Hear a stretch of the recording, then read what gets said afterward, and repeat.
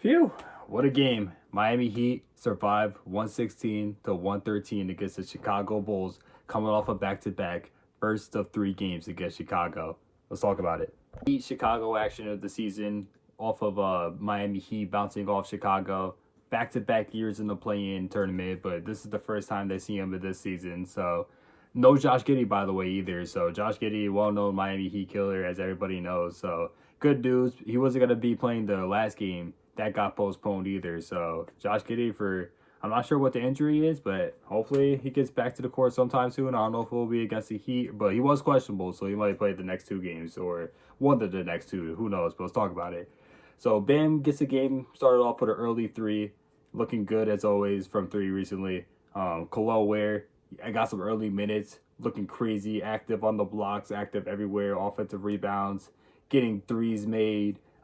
Pretty sure he got a couple to the rim as well. He was just looking active everywhere. So good game from Kelowna Ware. And speaking of Pelle Larsson, right back to Swedish Swiss form. Great game from him. We got to get the final stats for him. But on the other side, Chicago Bulls getting started early. Jalen Smith made. I know he started off 2 for 2. Started off with a quick three. Started off with a quick bucket inside, but Jalen Smith got the tone set for the Bulls. Kept them in the game early. So shout out to Jalen Smith on the Bulls side early on.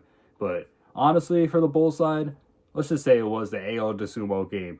23 points, 7 rebounds, and 5 assists.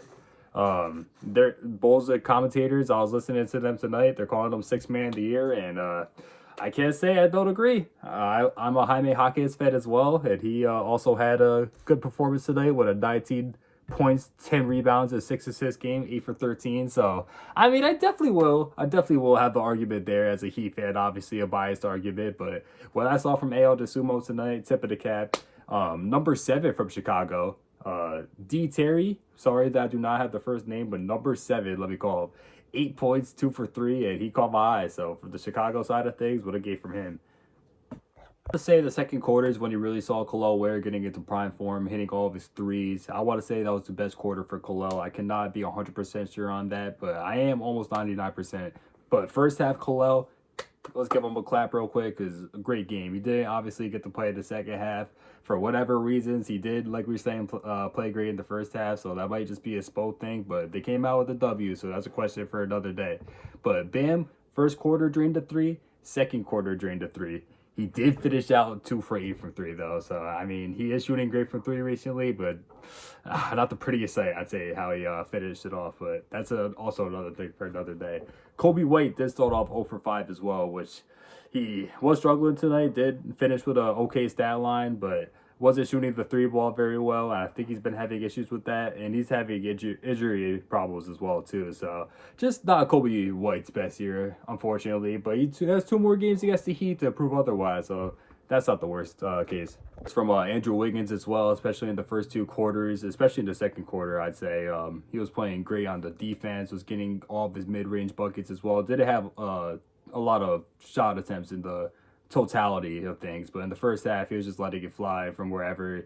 Good defense as well. So tip of the cap for Wiggins as well. 62-51. That was the score going into the half. Thanks to a 38% field goal percentage from the Chicago Bulls, thanks to the Miami Heat defense in the first half. So that was a good thing you like to see. They got to the free throw line very well from the Heat side, so another good adjustment from previous games. To the third quarter, then the score ends up being at the end of the third, 91-85. So you see where this ends up.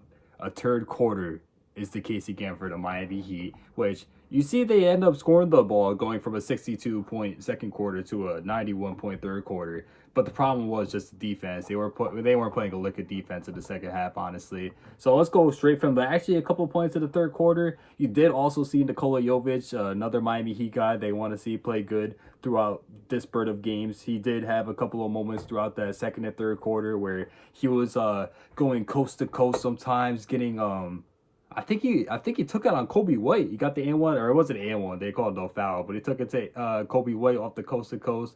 He picked his opponent and he made the buckets. You're seeing some good decision making on the inside when it came to Nikola Jovic at those points, which is good to see from any Heat fan. That was what you're seeing in the third quarter. What else happened?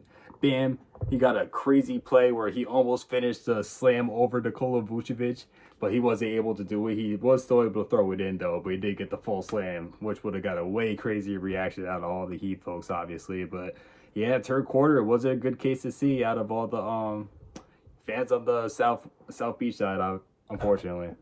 Quarters where it gets fun from an outside perspective, I say. Bam gets early on.